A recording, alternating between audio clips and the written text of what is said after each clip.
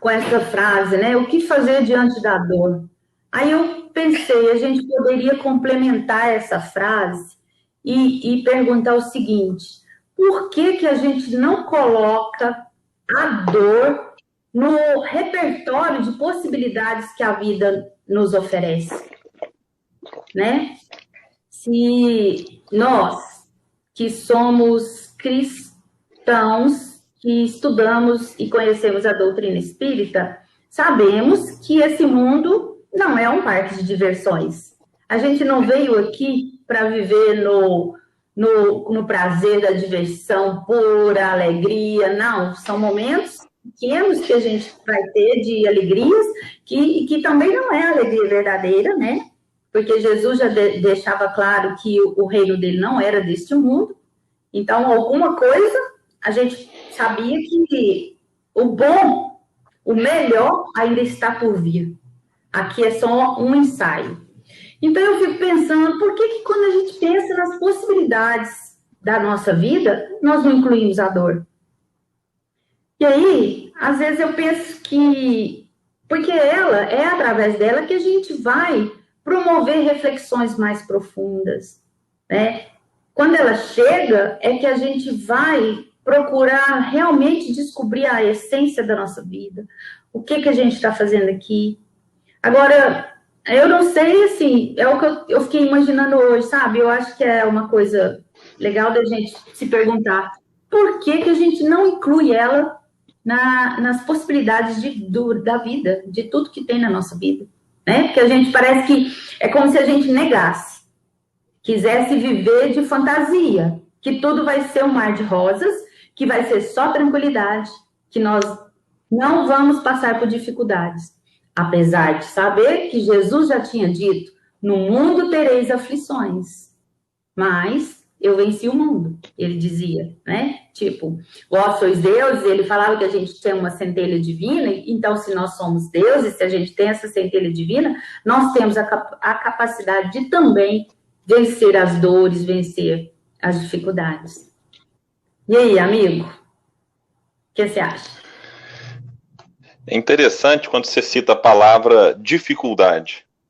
E tentando vincular quando você fala assim, da gente compreender isso como, né, algo que faz parte da vida. E eu estava pensando aqui, enquanto você falava, que a gente poderia trocar para a palavra dificuldade. Porque a dor, ela traz uma ideia. O meu áudio está ok? Só para confirmar aí, Rita, tá beleza? Tá me ouvindo bem? Tá. Sim. Que a gente, quando pensa dor, a gente talvez tenha aquela percepção de algo sensorial. Alguém me esbarra, alguém pisa no meu pé com a unha encravada e inflamada, eu sinto dor.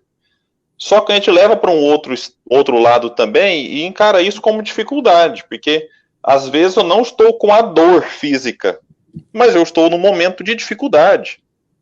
Né? No momento que algum parente, algum familiar querido desencarna, quando outra pessoa é diagnosticada com uma doença até então incurável, ou com uma cura muito difícil, e a gente sente uma dor que não é em nós e não é física. E a gente fica se pensando o que fazer nessas situações. E você disse muito bem, essa introdução ela foi muito feliz, porque não adianta a gente negar que dificuldades vão aparecer na nossa existência. Leon Denis chega a dizer, num dado momento, que o vagido da criança, né, aquele choro, o lamento, quando ela nasce, é como se fosse um prelúdio, né? Olha, né? Aqui o negócio não é para brincadeira, aqui você vai passar por momentos difíceis mesmo. E a gente vai vivendo vários momentos difíceis. Então, assim, é como se aquela recepção ali, simbolicamente, é claro, né, não é por conta disso, já fosse um indicativo, né, de várias outras situações que a gente atravessaria e vai atravessar, sempre uma diferente da outra, não existe uma dor igual à outra. Né, até na questão da Covid, por exemplo, ou de uma doença, talvez é diferente porque cada um recebe de uma forma. O que a gente precisa compreender, Rita, até tentando imaginar essa questão do tema, o que fazer diante da dor, né? Já que faz parte da vida, algumas vezes não está nas nossas mãos o controle disso, porque tem dor que eu consigo evitar. Né? Se eu sei que se eu pôr um dedo na tomada eu vou tomar choque, eu evito. Eu falo, não vou colocar. Vou calçar um chinelo, vou desligar o padrão de energia para mexer na tomada e não tomar um choque, por exemplo. Então, tem coisas que eu posso evitar. Mas tem coisas que não estão nas nossas mãos, não estão nas nossas decisões, escolher aquilo. Não, às vezes acontece, por motivos diversos.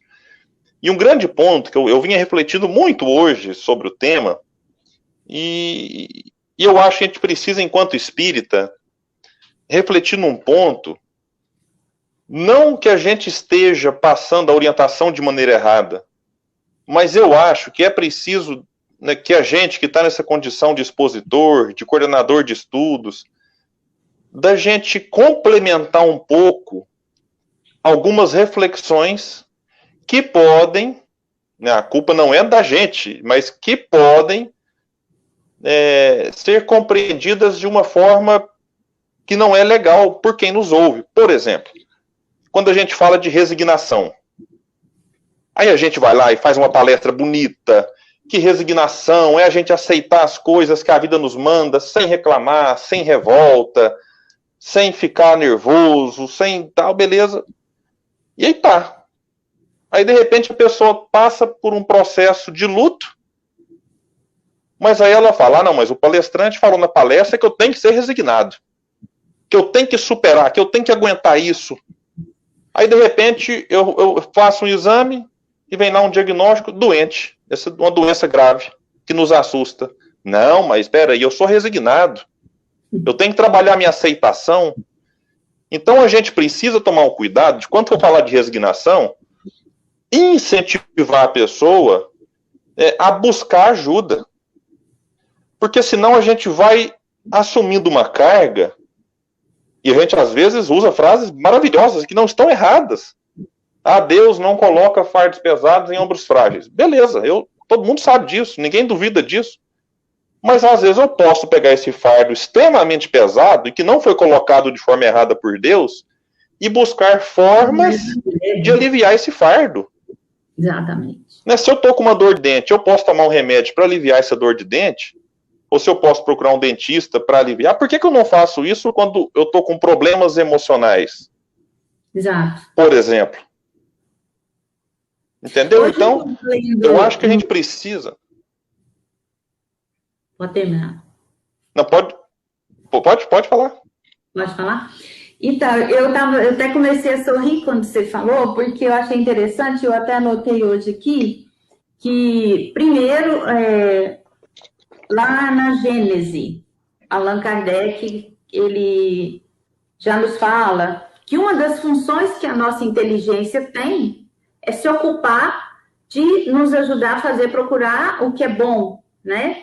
Então, quando você fala aí da resignação, claro, eu estou dizendo que Jesus nos diz que a gente teria aflições, que o mundo não seria fácil, como você bem disse, quando a criança nasce, parece que ela já chora por isso. E Leon Denis, ele fala, né, que até lá no problema do ser e do destino, que no capítulo 26, que é o que fala especificamente da dor, eu achei bastante interessante, quando ele fala lá, que eu achei a frase assim, muito linda, que os gozos e os sofrimentos, os prazeres e as dores, que Deus distribuiu isso de uma maneira tão perfeita, eu estou falando com as minhas palavras, ele falou muito mais bonito lá, que era como se fosse um artista pintando uma tela, que ele colocava luz e sombra para fazer o equilíbrio. Então, eu me lembrei de uma escritora, eu até recomendo o livro para quem não conhece, você que gosta muito de ler, William, acho que você vai gostar muito dela, não sei se você conhece, mas quem está indicando muito o livro dela, incrivelmente, é o Rossandro Klingen, sabe? ele fala muito bem do livro dela, e eu estou fazendo até um curso que eu estou fazendo com ela, que chama Abraço à Sombra, sabe? Então, assim, ela fala muito e casa muito com esse nosso tema da dor, porque isso que você falou, o que a gente faz diante da dor? Gente, a primeira coisa que nós temos que fazer com a nossa dor é acolher essa dor, viver essa dor. Porque às vezes, não sei se está no livro do Leon Denis mesmo, ou se alguém comentou isso. Às vezes a doutrina espírita fala tanto isso, né? Você tem que ser resignado, você tem que compreender, você tem que aceitar. Parece que é proibido sofrer. Parece que a gente está dizendo que a dor não existe. Não é isso. A gente está dizendo que é preciso compreender a nossa realidade. Então, como eu estava dizendo, abraçar, acolher essa dor, viver, deixar escorrer, gente. Se está doendo, se chorar... a mãe de uma amiga também, ela comentava que a mãe dela dizia que lágrimas eram preces líquidas.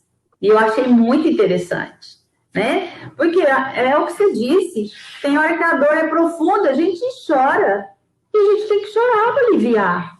E é muito importante o que você disse, procurar, buscar ajuda. Nesse momento que a gente está vivendo, está muito difícil, né? Porque a gente sabe que a nossa vida ela é muito cíclica mesmo, é feita de como se fosse marés do mar.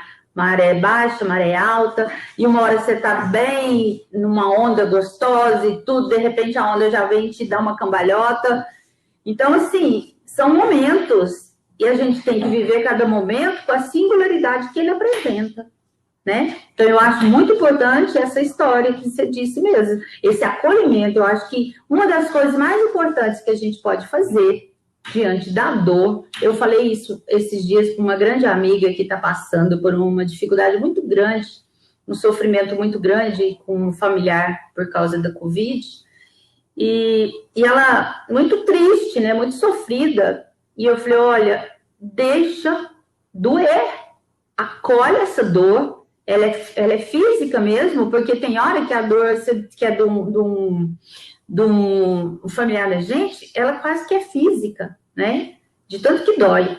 Então, assim, a gente precisa acolher essa sombra, essa dor como uma sombra, porque no livro a Daniela fala muito assim, que toda sombra tem uma luz lá, quando você acolhe, quando você conhece, quando você se aprofunda e descobre, vai atrás, você descobre uma luz, um caminho, né? Então, acho que o acolhimento mostra, às vezes, esses caminhos. E é bem interessante quando você cita o exemplo aí do mar, né, do fluxo e do refluxo. Você está lendo o Leon Denis, você não sabe não, mas essa citação é dele também, sabe? Ele nos chama atenção para a gente aprender, para a gente aprender a lidar com essas coisas. Porque a vida é assim, né? Tem hora que a maré está alta, tem hora que ela está baixa, tem hora que a gente está numa boa, de repente não está mais, e a gente precisa aprender, né, a ter resiliência, né, de entender cada momento, mas eu acho que assim, jamais deixar de buscar ajuda, sabe? Eu vou te dizer por mim mesmo, né, você sabe um pouco né, que ano passado eu comecei a fazer, por exemplo, terapia. E eu confesso que às vezes eu imaginava que buscar ajuda, né, com um terapeuta seria um sinal de fraqueza. Que eu pensava assim, onde se viu isso? Né? Um palestrante que está ali o tempo todo ajudando as pessoas a superar os próprios problemas, trazendo palavras de esperança, palavras de conforto e consolo, de repente, né, se vê numa situação em que precisa de uma ajuda nesse sentido. E a gente vai indo daqui e dali, aí acontecem muitas coisas na vida que são portas que se abrem e a gente precisa estar atento a essas portas. Porque se lá no mar a gente fica se debatendo com as ondas, né, e vem uma, você disse muito bem, e nos joga no chão, e nos derruba, e às vezes a gente não para prestar atenção que perto de nós, né, simbolicamente, esse mar está cheio de corda para nos que a pessoa joga para nos puxar, para nos auxiliar, para nos tirar daquela situação e nos trazer para um local seguro, em que a gente consiga pôr os pés no chão e ter firmeza. Firmeza para quê? Para caminhar, para sair daquele turbilhão em busca de um local firme. E aí a gente vai encontrando muitas formas de buscar ajuda diante do processo de dor que a gente vive. Eu citei aqui, por exemplo, a questão dos problemas emocionais, dos conflitos que a gente traz, lá da infância e talvez alguns de encarnações passadas e que se manifestam de maneira muito forte, na atual encarnação. Poderia falar aqui, já falei um pouco de doença, passei de uma maneira muito rápida pelo luto, eu gostaria de voltar nesse assunto, inclusive tem uma pessoa que colocou um comentário aqui agora mesmo, pediu o nosso apoio colocar de volta aqui, porque eu acho que é isso, sabe, e é muito bonito a pessoa ter até a coragem. Olha aqui, o Ciclei Francisco Alves, perdi minha esposa há 1 mês, estou sofrendo muito. Então, veja, e você está aqui, né? Isso é uma atitude. Isso é buscar ajuda diante da dor. Então, a partir do sofrimento, a gente busca ajuda, e essa ajuda pode ser encontrada aqui nesse canal, Tupaciguara Espírita? Pode. Mas às vezes tem algumas pessoas que chegam aqui e vão falar assim, não é aqui. E o que a gente não pode é desistir. E talvez vai lá para o Coromandel Espírita, para o Centro Espírita Paulo de Tarso, lá de Ibiá, e a gente vai para outros, e vai lá para o Sandro, e vai para o Haroldo, e vai no Divaldo, e vai no livro, e vai no canal do YouTube. Às vezes percebe que a ajuda que a gente precisa, ou que vai nos auxiliar, não está no Espiritismo. Sim. Mas se a gente falar assim, não, toda ajuda está no Espiritismo, poxa, seria ignorar que muita gente é ajudada no protestantismo, nos evangélicos, no catolicismo, ou com livros que nem religiosos são. A gente vai ver, eu li um livro muito bonito que fala assim, sobre a morte e o morrer. É uma psiquiatra que vai analisar pacientes, né, ali num estado muito próximo da morte, e ela vai dialogando. Então a gente vê aquele livro ali e começa a pensar muitas coisas na nossa vida, e nos ajuda a compreender em relação à morte do outro. Então o que a gente tem para dizer, né, para essa pessoa que está aqui agora, e para muitos outros que vão assistir essa live depois, né, o bom da internet é isso, né, não é no centro que a gente vai lá, fala, quem está assistindo absorve alguma coisa, e quem não está, perdeu. O bom da live é isso, fica, né? Fica para sempre aqui. O que a gente tem para dizer, baseado no que a gente estuda na doutrina espírita, é que a vida continua. É uma frase simples, parece que assim, mas beleza, continua aí daí, né? Como assim continua? Mas é muito forte, porque Leon Denis chega a colocar, lá no livro O Porquê da Vida, ele trabalhou essa ideia, no Depois da Morte, ele trabalha isso quase sempre que pode também. Assim, imagine um pai e uma mãe que sepultam um filho. E ver todo aquele afeto, todo aquele carinho, e a gente começa a imaginar, né, nossos filhos mais jovens, mais velhos, constituindo a sua família ou não. Mas a gente começa a pensar, né, no futuro deles. É muito comum, quando a gente vai, por exemplo, num velório de criança, a gente ouvir, falar, não, tem uma vida pela frente, interrompida dessa forma. Imagine para esse pai e para essa mãe, né, entender que, de fato, ali é o fim que acabou e que não existe continuidade. É difícil. Ou, num outro sentido, a gente... igual, eu tenho falado recentemente, até porque essa semana completa 5 anos que meu avô materno desencarnou, e eu já pedi outros 2 avós, né, avô paterno e avó paterno, mas a gente sabe que tem aqueles que a gente às vezes tinha maior ligação, passou mais tempo junto, e esse meu avô, ele era muito vinculado comigo, e às vezes eu paro para pensar, essa semana eu estava ali ouvindo as músicas que ele gostava de ouvir, e a gente se emociona e lembra, inclusive um dos momentos mais marcantes, né, em relação a morte dele aconteceu em Tupaciguara. Eu fui fazer palestra no outro centro e tinha lá o Solaor que tocava uma violinha antes de começar as palestras, e ele tocou a música Recordações, e é uma música bonita demais, e meu avô gostava, e eu lembrei, eu quase que eu começo a palestra chorando por conta da música que ele tinha tocado e cantado antes. E às vezes eu fico pensando, Rita, e falo isso também com todos aqueles que estão aqui passando por esse processo de luto. Gente, eu não vou nem falar de provas, porque eu poderia aqui citar tantos e tantos experimentos que para nós que já estudamos alguns livros, eu não tenho dúvida quanto à continuidade, porque não dá para admitir fraude, né, em relação a algumas situações e alguns fenômenos. Então a vida continua, mas tirando essa questão das provas, né, pareceria ilógico, né, a gente conviver, a pessoa está aqui, construir uma vida e de repente acabar num túmulo. E esse túmulo, se fosse o nada, como vai dizer Sócrates, seria um ótimo negócio para os perversos, porque teriam igualados as suas iniquidades com o dos homens bons. Então, o bom e o mal se igualam na morte, porque acabou, é o fim de tudo. Então, a continuidade da vida é uma coisa assim, é lógica, precisa continuar. Até para a gente conseguir compreender o motivo de estar aqui encarnado, porque se a gente meio que perde a esperança e perde o sentido da vida, um livro maravilhoso também com esse título, Em Busca de Sentido, do Viktor Frankl, que eu recomendo fortemente, é isso, é o que nos move também, é o que nos faz acordar todo dia e sei lá, nos movimenta em direção a alguma coisa.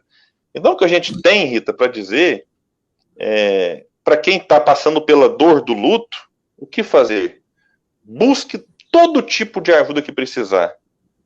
Eu queria até indicar, e a Rita essa semana me perguntou no WhatsApp em relação aos podcasts, aos áudios que a Melissa Santos tem gravado para o Café com Espiritismo. Meus amigos... Só um minutinho. Essa fala era minha, e a gente não combinou, né? Faltou combinar, né? Mas então, eu vou te passar então essa parte.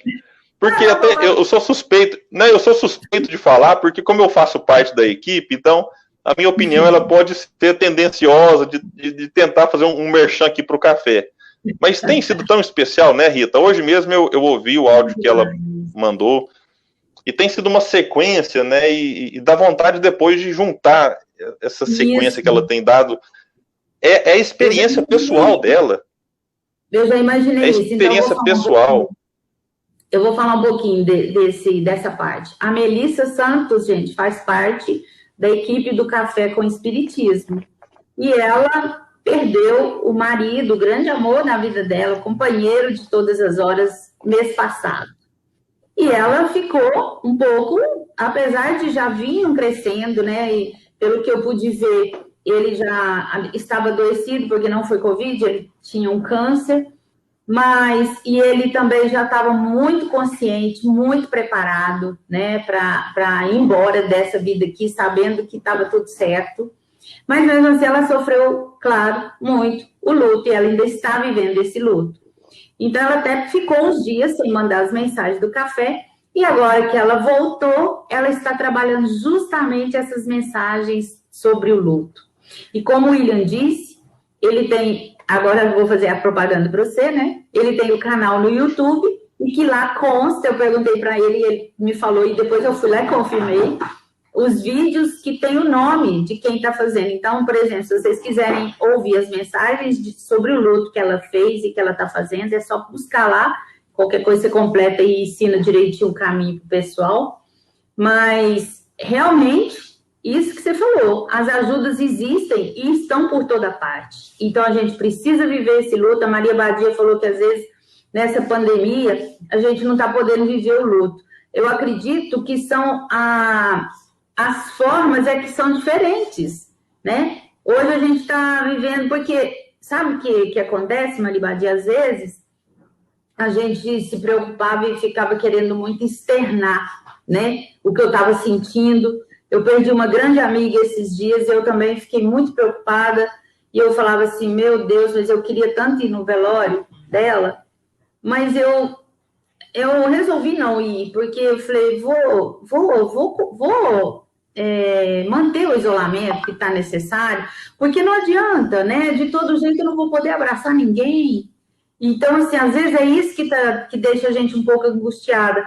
Mas aí, a gente já tem a oportunidade de recordar e entender que o principal está aqui, ó, na nossa mente. Através da nossa mente, da nossa boa vibração, talvez a gente vai confortar e consolar e conseguir mais ajuda para a pessoa do que se a gente estivesse lá, presente, no velório. Porque muitas vezes, quando a gente chega no velório, você pode até chegar com muito boa intenção, quando chega lá, você encontra um conhecido, um amigo, uma pessoa que você não via há muito tempo, vira festa. Quase que vira festa. Quase todos, né?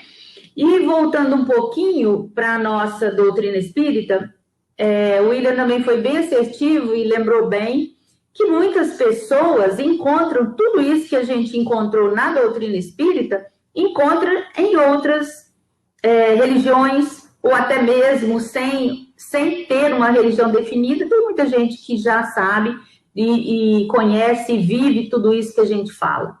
Eu também vou dar um testemunho aqui, pessoal. Eu agradeço muito a Deus por ter conhecido a presença dele na minha vida, bem dizer, desde que eu nasci, né? Porque meus pais sempre foram muito religiosos, sempre tiveram Deus muito presentes na vida deles. Então, assim, eu cresci compreendendo que existia um Deus de amor e de bondade. Só que eu cresci na Igreja Católica, que eu tenho uma gratidão imensa por ela, porque foi através dela que eu conheci, né, a Deus e tudo, mas eu tinha uma angústia, eu tinha alguma coisa que me faltava, porque aquela história de pensar que morreu, acabou, sabe, que era só isso, aquilo me afligia. Então, eu sempre tive muito receio, muito medo de perder alguém da minha família, de perder meu pai. Eu tinha medo, muito medo de ficar sem meu pai, a gente tinha uma ligação muito forte. E quando, com muita resistência, porque eu tinha uma resistência muito grande, era muito uma coisa estranha, eu era de um preconceito horroroso, sabe? Eu tinha um preconceito com a doutrina espírita. Coisas, né, crenças que eram colocadas assim na cabeça da gente, aquilo é assombrado, aquilo é não sei o quê. Então, acho que eu tinha medo, né, não sei. Mas, enfim, aí aconteceu que eu encontrei a doutrina espírita. E foi a melhor coisa que aconteceu na minha vida. Foi um divisor de águas. Porque eu pude compreender muita coisa. E eu pude entender que essa vida aqui é momento passageiro, que isso aqui é o que você disse, não faria sentido se a nossa vida fosse só essa, né? E quem explica isso para nós com toda clareza, lógica e racionalidade é a doutrina espírita. Então, por isso, eu sou muito grata e sempre gosto de falar para as pessoas, porque a reencarnação, ela justifica e explica tudo, todas essas desigualdades, essas diferenças, porque senão não teria sentido. Onde estaria a bondade de Deus, né? Se a vida fosse só essa, então seria uma só, e uns com tanto, outros com nada, uns com tanta saúde, outros com nada de saúde, uns morrendo cedinho, né? Acabou, nem viveu, enfim. Então, e eu tive a oportunidade, e isso foi aliviando meu coração, foi me fazendo entender e compreender, e me preparando. Eu tenho certeza que Deus, que Jesus me deu de presente isso, abriu a minha mente na hora exata para que eu tivesse... eu tive 5 anos a mais com meu pai, depois que eu conheci a doutrina espírita. E foi um choque para eles aqui em casa, porque, assim, é o que eu disse, a gente sempre foi muito católico, não era católico só por ser, era, sabe, participativo e tal. Então, assim, no começo foi um choque, mas, assim, ninguém me impediu nem nada, mas estranhava. Mas eu tive 5 anos para a gente conversar, para explicar, para falar para ele, e ele, eu acho até que ele gostava, porque meu pai sempre dizia assim, todo mundo fala que morrer é descansar, eu não quero, eu prefiro viver cansado. Aí quando ele disse que eu falava assim, pai, deixa eu te explicar. Você não vai descansar, viu? Lá não tem moleza, não. Continua tudo e bem mais atribulado. Então, você pode ficar tranquilo. E assim, então foi assim, uma parte que ajudou a gente. Eu acho que trouxe muita coisa boa, nos reaproximou, nos aproximou um pouco mais. Então, eu acho assim, faz toda a diferença. Então, eu acho que o luto a gente vive, porque a separação física, para nós, ainda é muito difícil da gente compreender. Dói muito, né? Porque a pessoa estava aqui com você, de repente ela não está mais. Então, aí se você, antes, quando eu não conhecia e não compreendia, aí eu falava, mas se eu vou conversar com quem? Né? Não adianta mais eu nem pensar no meu pai, porque acabou, foi embora. Não, hoje eu sei que qualquer hora que eu pensar nele, ele vai receber o meu pensamento, o meu carinho. Esses dias foi aniversário dele, e aqui em casa tem umas orquídeas lindas, e eu fui lá pertinho das minhas orquídeas, e falei, olha, papai, estas aqui hoje são para você. Olha que tanto que elas estão lindas, receba essas flores e conversar. Então, isso é um conforto. E é isso que a gente precisa fazer, né? E outra pessoa que eu gosto muito, que eu comprei no primeiro congresso, Leon Denis, seu não, que você organizou lá em Berlândia, né? É um pendrive com o livro Depois da Morte. Você até me indicou, você estava junto comigo quando eu comprei do stand lá do Espiritismo 24 horas, não, net. Espiritismo.net, é. E a Luzia Matias, ela é ótima, né? O estudo é com ela e o Jailton. E é divertido, porque eles são engraçados e tal. E hoje eu ouvindo, aquela hora que você falou assim, que às vezes a ajuda chega de todo lado, só que a gente não percebe. A gente está tão distraído, eu adoro quando eu fico falando isso, distraído, que a gente não vê. E aí hoje, por acaso, eu ouvindo, o Jailton falou assim, aí de repente, às vezes você está numa angústia, numa aflição, num sofrimento, aí o telefone toca, você olha e fala assim, não vou atender não. Aí o seu anjo pensa assim, oh meu Deus, eu mandando para ele ajuda e ele não quer atender. Então, assim, a gente precisa estar atento, né? Porque muitas vezes está próximo, e são nas pequenas coisas que o conforto chega, que o alento vem até nós, né? Falando muito. Não, fica à vontade. E um outro ponto, Rita, que a gente pode trazer aqui, do o que fazer diante da dor, né, eu focaria bastante, como eu já disse antes, nessa questão do buscar ajuda, porque aquilo, quando você está com alguma coisa te incomodando muito, você quer resolver aquela situação. Ao mesmo tempo, a gente tem que fazer um outro movimento. Esse é muito difícil fazer enquanto se vive um processo doloroso, enquanto se passa por uma dificuldade que a gente imagina intransponível, que é o de entender onde isso pode nos levar e imaginar uma situação boa. Repito, não é fácil. Eu estou passando por uma dificuldade no relacionamento. Opa, talvez a oportunidade da gente buscar uma ajuda, e aí sim, onde essa ajuda pode me levar? Ela vai me fortalecer, ela vai fortalecer o meu relacionamento, ela vai abrir os olhos para algo que eu não enxergava antes, mesmo no processo de luto, em que aquela pessoa que eu amava e amo não está mais fisicamente comigo, mas já que eu não posso trazê-la de volta para a convivência fisicamente, onde essa dor pode me levar? Qual é o local melhor que ela pode me levar? Esse local melhor não significa que será melhor do que estava antes. Porque eu acredito que para quem perde um ente querido, o mundo ideal é voltar no tempo e ter aquele parente de volta ali junto, né? Mas assim, diante daquela situação que a gente está, como eu posso aproveitar essa ajuda para ir para um outro patamar? E aí é entender qual que é o significado disso tudo, qual que é o objetivo da dor. Né? Você citou o capítulo 26 do Problema do Ser e do Destino. O 27, Denis fala da revelação pela dor. Na revelação pela dor, ele vai trazer assim, como a dor pode, né, nos proporcionar um olhar, ou nos provocar um olhar muito diferente do que a gente tinha antes.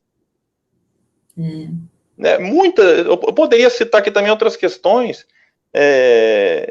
Me lembro muito bem de um casal que eu gosto muito, não sei se você vai se lembrar deles, o Elton é grande amigo deles, mas que me marcou muito o Lauro, mas a Fabiana de Patos de Minas, né, que depois da desencarnação da filha, né, eles contam a experiência pessoal deles que eu falo, meu Deus do céu, né, de perder a filha única, né, e naquela dor imensa, de repente buscar forças, sabe-se lá onde, a gente sabe onde, né, mas cada um busca no local, e enfim, e eles hoje estão aí, e ela, no mundo espiritual, bem, já mandou diversas mensagens, inclusive os incentivando a servir, a auxiliar. Agora, tem uma coisa, Rita, que a gente precisa tomar cuidado, que é o que não fazer diante da dor. Porque essa é uma pergunta interessante. O que não fazer diante da dor? A gente poderia elencar aqui várias questões. O que não fazer? Por exemplo, o que não fazer é ter vergonha de pedir ajuda. É um ponto. Sim. Então, não tenha vergonha de pedir ajuda. Não tenha vergonha de se fazer fraco para se tornar forte. Sim. Tome cuidado para que, a partir de um processo doloroso, a gente não se afunde mais em outros processos dolorosos. Na famosa fuga que nós empreendemos. Né? O que você disse lá no começo, a gente quer negar o problema, quer negar a dificuldade, e para maquiar tudo isso, porque a gente funciona também quase que no modelo assim, se eu sofri demais hoje, eu preciso ter uma recompensa no final, um prazer futuro, agora aqui, para equilibrar. Então, eu até cito um caso que uma vez aconteceu, eu estava no shopping, eu encontrei com uma amiga que quase sempre que eu via lá, ela estava junto com o marido. Eu achei estranho, falei, puxa vida. É uma pergunta quase natural, cadê o fulano? É normal. Aí ela, não, eu e ele hoje nós tivemos um desentendimento e eu resolvi sair para arejar a cabeça. Eu falei, às vezes isso é bom. Sair para dar uma respirada, para fazer uma prece, meditar, pedir ajuda. Aí eu falei, é bom realmente dar uma acalmada. Aí ela já emendou. E sair para gastar também. Eu falei, mas como assim? Tem a ver uma coisa com a outra? Ela falou, tem. Passei tanta raiva que eu preciso agora comprar, gastar aqui muito mesmo, que é uma forma de eu ter um prazer e esquecer um pouco do problema que eu vivi agora há pouco. Eu falei, meu Deus do céu, eu olhei na mão, tava aquele tanto de sacola, falei, Jesus. Falei, ela vai voltar para casa, vai estar lá com um problema com o marido, e agora o cartão de crédito ou a conta bancária, né, daquele jeito. E eu encurtei a conversa, saí, deixa eu ligar pro meu amigo, né, saber como é que ele tá, né? Liguei para esse amigo, falei, e aí, como é que você tá? E ele foi bem sincero, falou, não, briguei com a fulana, a gente tá com problema. Falei, e aí, onde você tá? Você tá em casa? Não, vim pro boteco e hoje eu vou sair daqui de madrugada daquele jeito. Falei, meu Jesus. Ou seja, vai chegar uma em casa, né, com compras que não precisava fazer, porque foi no impulso, né, foram compras compulsivas ali, e ele vai chegar em casa alcoolizado e com o que poderia ter acontecido algo grave, a gente sabe, né, do problema do alcoolismo, nesses momentos de conflito conjugal, pode gerar violência e outras coisas mais. Então, enfim, é o tipo de fuga. Uma foge nas compras, outro foge no álcool, outros fogem nas drogas mais pesadas, outros fogem na alimentação desregrada, outros fogem literalmente de casa, né, e sai por aí sem rumo, e enfim. Então, essas fugas é algo que a gente precisa tomar cuidado. É difícil a gente falar assim, não faça isso. Mas o que a doutrina espírita orienta é assim, da gente tomar muito cuidado com o primeiro impulso, porque o primeiro impulso, às vezes, ele é muito assim do instinto, né? Às vezes é daquele homem velho que quer revidar, que quer descontar, que quer vingar de alguma forma, mesmo que não seja diretamente com o outro, mas uma vingança que a gente coloca na cabeça e pensa que está prejudicando o outro, quando está prejudicando é a si mesmo. Então, o que a doutrina fala é que nesses momentos graves, a gente segurar o primeiro impulso, fazer uma prece, né, buscar uma inspiração, respirar, contar até 10, até 20, e a partir disso, a gente aí sim tomar uma decisão. Opa, peraí, poxa, talvez hoje não é o dia de conversar, mas né, amanhã a gente conversa. Né, se é uma doença que de repente nos abala e a gente fica sem chão e é complicado. Né, então, mas calma, deixa eu buscar uma segunda opinião, deixa eu conversar com um amigo que eu gosto muito e que eu sei que vai ter aquela palavra certa. Deixa eu buscar ajuda com o padre, com o pastor, com o atendimento fraterno, deixa eu ligar no CVV, no SOS Preces, que é um serviço maravilhoso lá do Centro Espírita Allan Kardec, Juiz de Fora. Deixa eu buscar ajuda com um terapeuta, né? A Vanessa, não sei se está aqui ainda, mas é uma psicóloga. É tão bonito o trabalho de um psicólogo. Né? Deixa eu buscar alguma coisa, mandar uma mensagem no WhatsApp para Rita. Rita, tá pesado hoje, tá difícil, tá duro. Né? Você tem alguma mensagem aí, espírita ou não, um vídeo, uma palavra? Manda uma mensagem. Eu vi que o Wellington já colocou o WhatsApp dele, né, à disposição. Manda uma mensagem para mim. Vai num canal espírita, vai no Facebook, vai no Instagram. Talvez a pessoa não pode te ajudar da melhor forma, mas ela, né, se ela não tiver a solução para o seu problema, ela pode te orientar em outro, de alguma forma. Mas o que a gente não pode é deixar de pedir ajuda. Eu acho que essa é a principal mensagem que a gente tem que deixar muito forte nessa live. O que fazer diante da dor? Busque ajuda. William, mas eu estou sozinho aqui em casa, no isolamento social. Mas eu citei aqui várias formas de a gente buscar ajuda sem sair de casa. Mas se tiver que sair, saia. Né? Se tiver que sair para ir num hospital, por exemplo, vá ao hospital. Né? É isso. Né? A gente precisa sair de casa para aquilo que é essencial. E às vezes buscar ajuda com alguém pode ser essencial. E eu não estou falando aqui que vai sair de qualquer jeito.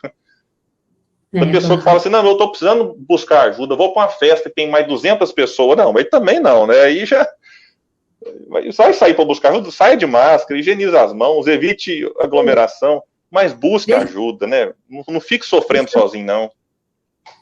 Falar uma coisa, eu ri muito quando você falou o negócio da sua amiga aí que saiu para fazer compra desvairada, né? Mas isso é comum, sabia? Eu já fiz muito isso. Muito isso. Às vezes eu ficava aflita, angustiada, e quando eu passava por algum problema sério, e eu adorava. Falava assim que o que me aliviava era comprar uma roupa nova, um sapato novo. Só que era a bendita história. Eu não tinha o conhecimento, entendeu? Então eu fazia aquela compra, dormia meio que disfarçando que estava resolvido, né? Mas não estava. No outro dia o negócio voltava com tudo. Então, assim, a gente sabe que isso acontece e que é normal, que muita gente passa por isso, né? E a gente compreende. Agora, eu acho exatamente o que você disse. O que precisa ficar é isso. Acolha essa dor, viva esse luto, busque ajuda de qualquer forma, né? Ligue para todo mundo, ligue para a gente, converse com outras pessoas. A Ludmila deixou uma mensagem gracinha aí, dizendo que eu e a Gabriela ajudamos muito ela, né, no momento de dor. Gratidão, porque assim, a gente nem pensou que estava fazendo tão bem. Isso é bom para a gente compreender que sempre é possível, né? Que às vezes uma coisinha, uma conversinha, como você disse, um telefonema, já ajuda bastante. Então, isso é o importante. Converse mesmo, reclame mesmo, tente, se exercite, né? Isso que você está dizendo de ser mais fraterno é complicado. Às vezes a gente não consegue mesmo, a gente não tem o hábito. Eu estou adorando hoje falar da Luzia Matias, mas ela estava dizendo da experiência dela, porque ela é médica, e que quando ela compreendeu que a caridade, que fora da caridade não tinha salvação, que ela precisava exercer um trabalho no bem, que ela precisava praticar isso de alguma forma, ela começou a exercer a profissão como médica num programa deles lá no domingo. E ela falou que era difícil demais. que ela saía de casa, largava os filhos, o marido, a piscina e não sei o quê, e ia, que na época que ela começou, naquela época os carros não tinham nem ar-condicionado, Rio de Janeiro, então ela falou que sofreu muito, que foi difícil, mas depois, com o desenvolvimento do trabalho, porque quando você faz alguma coisa no bem, vem, né, toda a vibração, a energia te envolve, é muito prazeroso quando você faz sabendo que você está ajudando, né? Porque às vezes, no caso, igual a Ludmila falou, quando você consegue fazer sem intenção, não é um trabalho, às vezes você nem percebe o que você está recebendo na hora, porque você recebe a todo momento a resposta, né? O retorno vem sempre.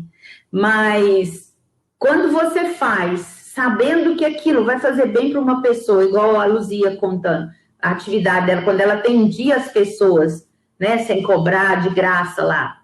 Então, o que ela recebia de novo, aquela energia boa, a vibração que vem, é muito bom, né? Hoje eu recebi uma mensagem de uma mãe, um telefonema, e que eu tive a oportunidade de ajudar na internação de um filho dela, né? O filho dela muito usuário de drogas e tem problema mental, e assim, as pessoas acabam que os usuários, né, usam essas pessoas, fornecem, e aí ele piorou, e estava muito agressivo na rua e tudo, e chegou em casa agredido, e ela me ligou, Rita, pelo amor de Deus, me ajuda, eu preciso de internar ele, porque eles vão matar meu filho e tal, tal. Hoje ela me ligou, sabe, para agradecer, dizendo que, nossa, e foi tão gostoso ouvir ela falando como ela estava feliz, porque ela estava em paz, porque o filho dela foi internado, e assim, né, uma coisa assim, eu fiz, mas assim, nem deu trabalho, porque assim, eu acho que quando eu tenho oportunidades com o cargo que eu exerço de ajudar muita gente nesse sentido. Então, assim, nem foi um trabalho tão fora, sabe? Eu não gosto de considerar isso, não. Acho que é uma obrigação, quando você pode fazer, é uma obrigação mesmo. Que Deus ajudou. Mas, minha mãe está aqui dizendo que Deus ajudou, com certeza, né? Existe a mão dele em tudo que a gente faz. Minha mãe está aqui do lado, gente, ajudando eu fazer os comentários que vocês, viu? Ela já mandou eu falar aqui que ela também tem muita força, que ela também tem muita crença. E tem menos, que ela está aqui, ó, com 91 anos, firme, forte e confiante. Olha, eu vou aproveitar a fala da sua mãe para lembrar uma frase que está lá no livro Voltei, do irmão Jacob, em que no momento o benfeitor coloca que Deus ajuda a criatura através das criaturas. Isso. Então, quando a gente pede ajuda a Deus, ele não vai se materializar aqui, ele vai se utilizar de outra pessoa. Então, quando a gente fala, Deus ajudou, e ajudou mesmo, mas através de alguém. É verdade. Nessa ocasião foi você, esse alguém, né? Mas enfim, eu acho que é isso que a gente precisa fazer mesmo. É isso que ela fez, me ligou, me ajuda, e é o que você disse, vamos procurar ajuda, né? O momento é difícil, essa pandemia vai durar muito tempo ainda, não tá fácil. Tupaciguara é uma cidade muito menor que Uberlândia, você sabe, você conhece. Então, assim, tem sido dias difíceis. Nós estamos com muita gente indo embora mais cedo aqui, mais cedo não sei se é mais cedo, porque eu sempre me lembro também daquela live que você fez, daquela palestra, dizendo que a gente, às vezes, pode morrer antes da hora, né? Se a gente não faz a nossa parte, se a gente não segue as recomendações, se a gente não se cuida, às vezes a pessoa vai antes da hora mesmo. Então, tem muita gente indo embora. Não sei se na hora, se antes da hora. Outra coisa, o julgamento sempre nos afasta do amor, né, William? Então, não nos cabe esse julgamento. Nós temos que acolher. Nós temos que acolher, tentar fazer a nossa parte e mostrar o que é bom, o que a gente pode doar da gente, o que a gente tiver de melhor, né? Então, eu encerro dizendo que, acho que está na hora, não sei, o Otávio sumiu. Eu não sei, é 1 hora, não é? Mas aí, eu acho assim, é importante isso, deixar essa mensagem. Terapia, William, eu ia falar isso também. Eu já fiz várias e faço sempre que necessário. Antes eu tinha esse preconceito, eu também eu tinha vergonha. Falava assim, nossa, não vou não. Agora eu fico atrás, porque agora os psicólogos aí, se são amigos da gente, não podem fazer. E aí a gente conhece um e quer fazer com ele lá, não, não posso fazer com você. É um trem engraçado. Mas é importante, sim. E a terapia é importante. A Vanessa está aí, né? Se alguém quiser, pode procurar ela mesmo, que vai dar certo. E é isso. A dor existe, mas é para unir a gente. Também é um outro veículo para a gente se unir com as pessoas e promover essa solidariedade, né? Essa fraternidade que Jesus quer da gente, né? É isso. O que eu quero deixar como mensagem final é assim, não desista. Né? Eu acho que a gente precisa buscar muita ajuda e entender que a dor incomoda, é desconfortável, e a gente precisa conciliar. Resignação é a gente aceitar aquilo sem revolta, mas não é aceitar aquilo sem buscar ajuda. Esse é um ponto. A gente pode buscar ajuda e ainda assim não se revoltar, né, não se rebelar contra Deus, e entender que a proporção da dor que a gente sente, talvez ela seja proporcional às possibilidades que nós temos de fazer mais daqui para frente. Então, talvez é algo que a gente precisa pensar muito, e que Jesus nos abençoe, nos inspire. O Evangelho está lá cheio de mensagem bonita, cheio de exemplo para a gente olhar, ler, refletir e tentar saborear. O Evangelho está para ser saboreado. Não adianta a gente ir para um banquete e ficar ali só olhando. Que bonito o pudim, que bonito essa salada, que bonito esse prato. E ficar só elogiando, só, né, agradando os olhos. A gente precisa ir lá e comer aquele pudim, comer aquela salada. E assim é o Evangelho. O Evangelho está aí para a gente saboreá-lo.